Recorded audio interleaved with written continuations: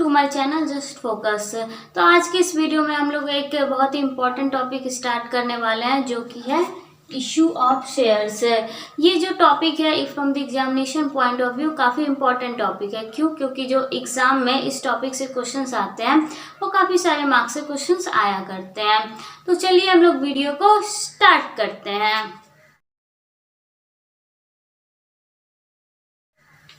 Issue of shares. तो सबसे पहले हम लोग को समझना है कि व्हाट इज शेयर। तो देखिए, मान लीजिए कि एक कोई कंपनी है। अब एक कंपनी है तो उसको चलाने के लिए पैसे की जरूरत तो पड़ेगी। अब वो अकेला व्यक्ति तो पैसे देगा नहीं। क्यों? अगर अकेला व्यक्ति को ही देना रहता तो फिर कंपनी किस बात की। जैसे हम लोगों ने पढ़ा था फॉर्म्स ऑफ ऑर्गेनाइजेशन में, पहला सोल प्रोप्राइटरशिप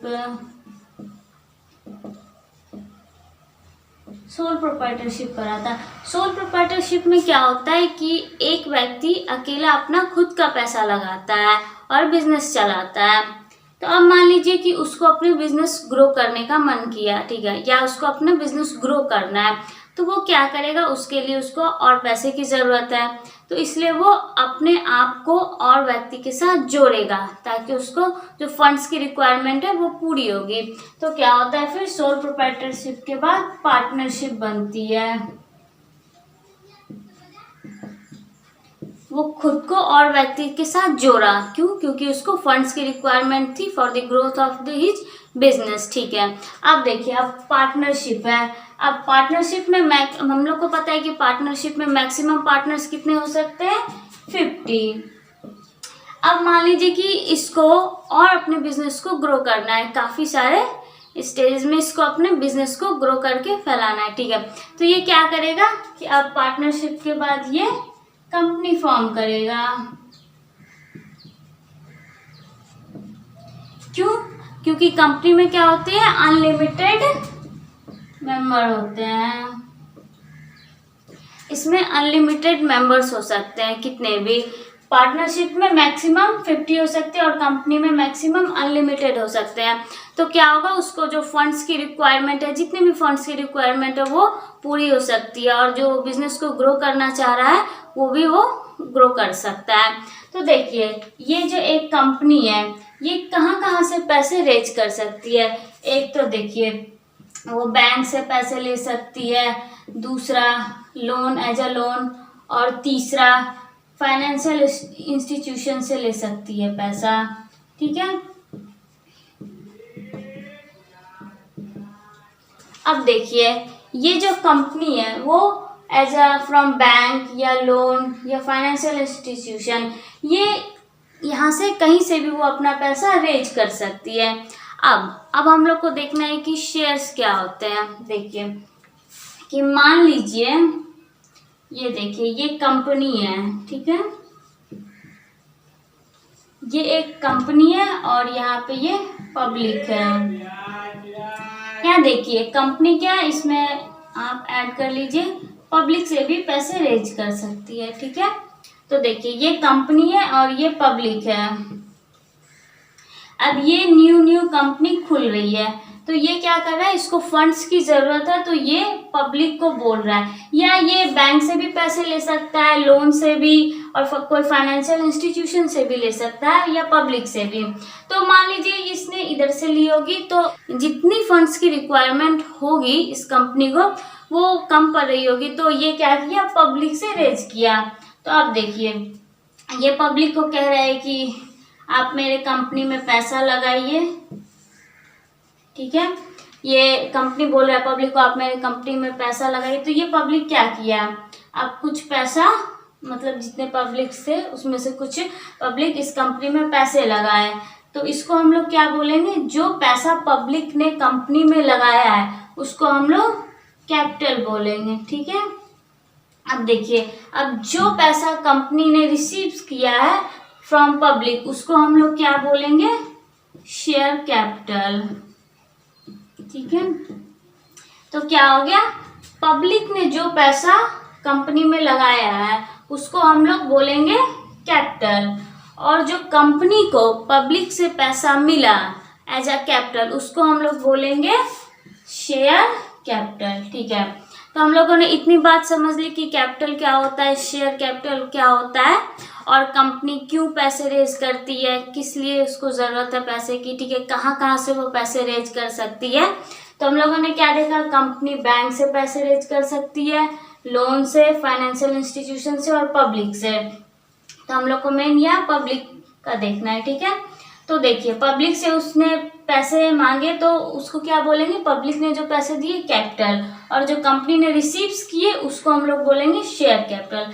अब देखिए, अब कोई भी बंदा कंपनी में अपना पैसा लगा रहा है तो अभी तो लगाएगा नहीं, तो वो कुछ उसको मिलेगा, तभी तो वो ये सोच के पैसा लगाए कि मुझे कुछ इस कंपनी से मिलने वाला है, तभी ना वो पैसा लगाएगा। तो देखिए क्या होता है, तो कंपनी क्या बोलती है, देखिए ये जो शेयर है ये पब्लिक को क्या मिलेगा, उस जो उन्होंने पैसे लगाए हैं पब्लिक, उसके बदले में उसको शेयर्स मिलेगा कंपनी का।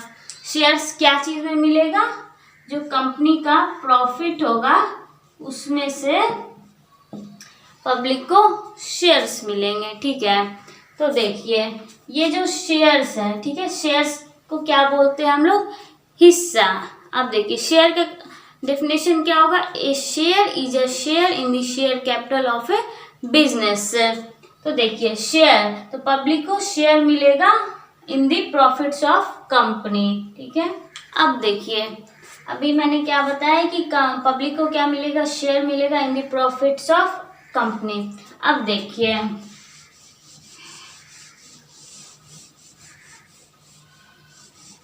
अब जैसे देखिए मान लीजिए एक कंपनी है, ठीक है, एज अ एग्जाम्पल देखिए, मान लीजिए एक कंपनी है, उसने क्या किया, 1 लाख शेयर इशू किया।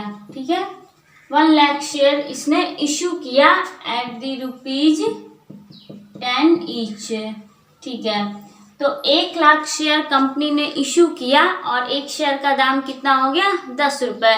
तो कंपनी को कितना रुपया रिसीव्स होगा, देखो 1 शेयर कितने का हो गया यहाँ पे, ₹10 का, और इशू कितना किया है इन्होंने, देखिए कंपनी ने इशू किया है 1 लाख शेयर, तो कंपनी को एज अ शेयर कैपिटल कितना अमाउंट रिसीव होगा, तो देखिए तो शेयर कैपिटल कितना हो गया,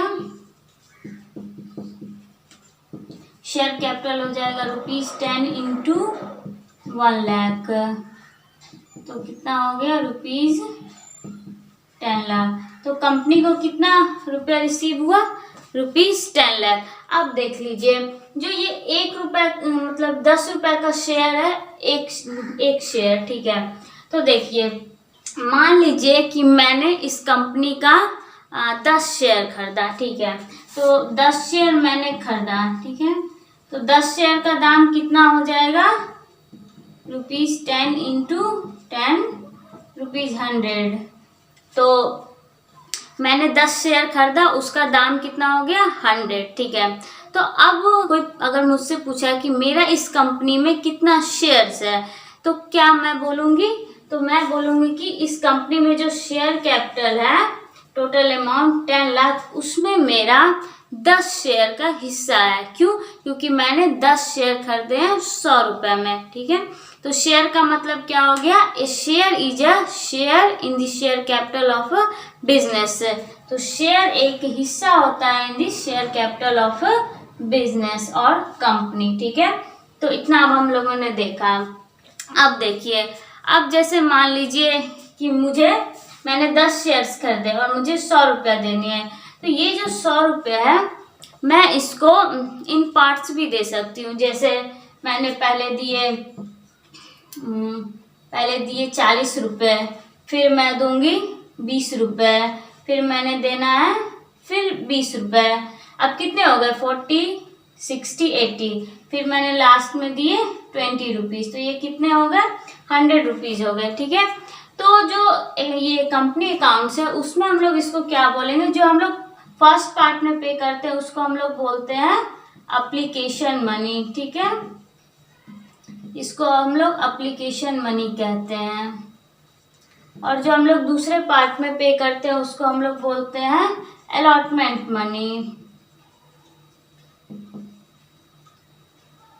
और जो हम लोग थर्ड पार्ट में पे करेंगे उसको हम लोग बोलते हैं फर्स्ट कॉल, और ये लास्ट वाले को हम लोग सेकेंड कॉल बोलते हैं। ठीक है, तो अभी तक हम लोगों ने क्या पढ़ा कि शेयर क्या होते हैं, शेयर कैपिटल क्या होता है, और जो हम लोग शेयर हम लोग को अपने जो हम लोग शेयर कंपनी का अबाउट करते हैं तो उसमें हम लोग को जो प्रॉफिट्स होता है उसमें हमारा कितना शेयर्स है हम लोगों ने ये पढ़ा। और जो हम लोग जितने शेयर कर दे उसके जितने पैसे हुए हैं वो हम लोग को ज़रूरी नहीं है कि हम लोग सीधा लमसम एक ही बार में पे कर दे, उसको हम लोग पार्ट में भी पे कर सकते हैं, जिससे पहले पार्ट, दूसरे पार्ट, तीसरे पार्ट और ये चौथा पार्ट। तो ये कंपनी अकाउंट्स में उसको नेम दिया गया है, पहले को एप्लीकेशन मनी, फिर दूसरे को अलॉटमेंट मनी, फिर तीसरे को फर्स्ट कॉल, फिर चौथे को सेकेंड कॉल। ठीक है, तो हम लोगों ने इतना समझा कि कंपनी क्या होती है, कंपनी को पैसे की ज़रूरत क्यों पड़ती है। हम लोगों ने फॉर्म्स ऑफ ऑर्गेनाइजेशन देखा कि उसमें हम लोग को कैसे बिजनेस को ग्रो करना है, तो हम लोग को अपने आप को और आदमी के साथ जोड़ना पड़ता है। क्यों? क्योंकि हम लोग को फंड्स की ज़रूरत है, तो इसीलिए कंपनी हम लोग फॉर्म करते हैं, क्योंकि उसमें हम लोग अनलिमिटेड मेंबर्स मिलके काम कर सकते हैं। और जो फंड्स है वो हम लोग पब्लिक से भी रेज कर सकते हैं और सारे इंस्टीट्यूशन से भी रेज कर सकते हैं, जैसे बैंक, एज अ लोन और फाइनेंशियल इंस्टीट्यूशन से। ठीक है गाइस, तो अब हम लोग क्या पढ़ेंगे, क्लासिफिकेशन ऑफ शेयर कैपिटल। ये जो कंपनी रिसीव्स करती है amount from public as a capital, उसको हम लोग शेयर कैपिटल बोलते हैं, और उसको अकाउंटिंग पॉइंट ऑफ व्यू से क्लासिफाई किया गया है। तो देखिए, classification of share capital, classification of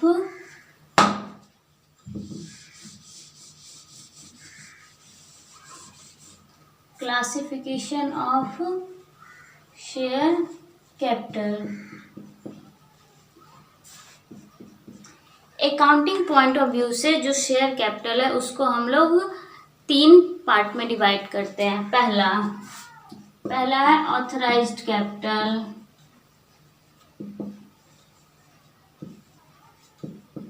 ठीक है, पहला है ऑथराइज्ड कैपिटल, दूसरा है इशूड कैपिटल,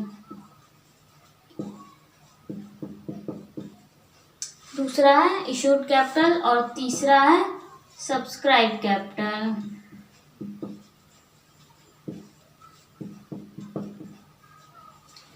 तो पहला क्या हो गया, ऑथराइज्ड कैपिटल, दूसरा इशूड कैपिटल और तीसरा सब्सक्राइब कैपिटल। तो ये थे classification of share capital.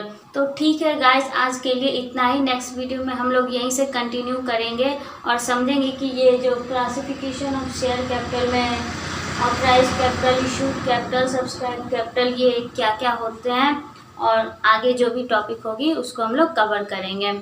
So I hope you have understood, and please like my video and subscribe my channel for further notifications and videos, and please keep watching my videos, and thank you.